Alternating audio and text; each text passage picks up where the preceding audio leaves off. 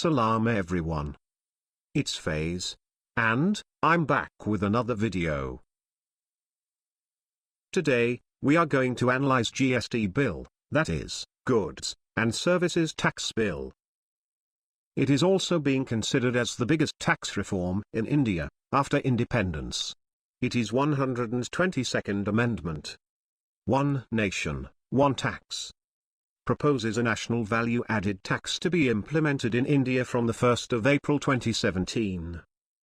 Goods and Services Tax would be a comprehensive, indirect tax on manufacture, sale, and consumption of goods and services, throughout India, to replace taxes imposed by the central and state governments.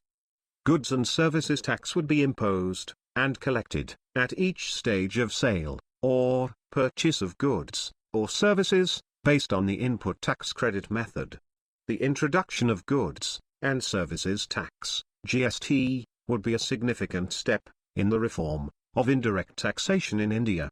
Amalgamating several central and state taxes into a single tax would mitigate cascading or double taxation, facilitating a common national market. From the consumer point of view, the biggest advantage would be in terms of a reduction in the overall tax burden on goods, which is currently estimated at 25% to 30%.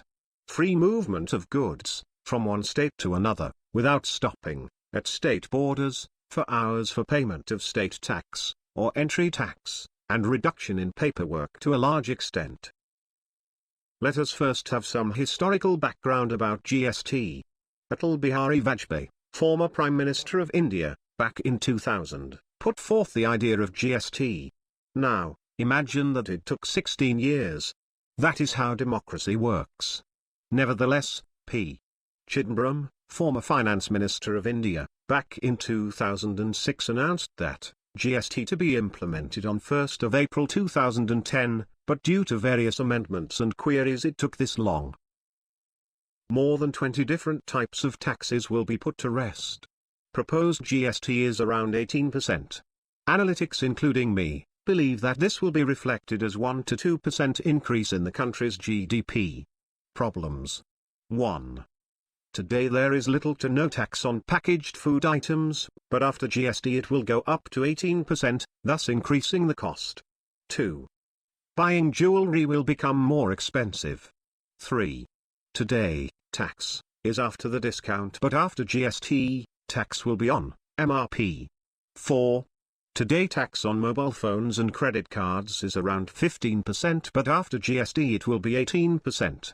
You know the rest of the story. Now don't panic on seeing the problems, as there are advantages also. Like, today, tax on house and car is about 30%, that will go down to 18% after GST is implemented. Restaurant rate will go down.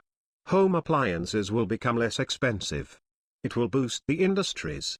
Now, after hearing all this, you might have a question that, do we have to pay one tax only? And the answer is surprisingly no. Actually we will have to pay 3 taxes.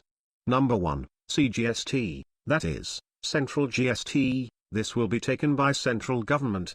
Number 2, SGST, that is, State GST, this will be taken by state government. And number 3, IGST, that is, Integrated GST, that is, tax on business between 2 states. This all will strengthen the slogan One Nation, One Tax, which means same price anywhere in India.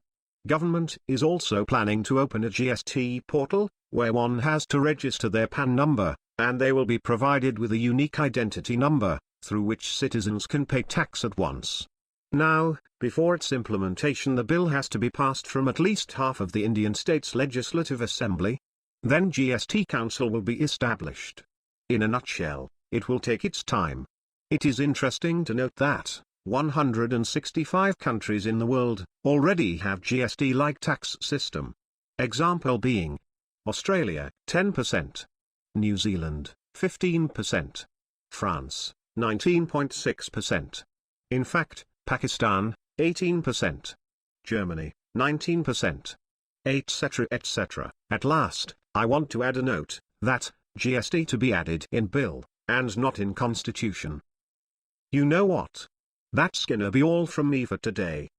Be blessed, peace.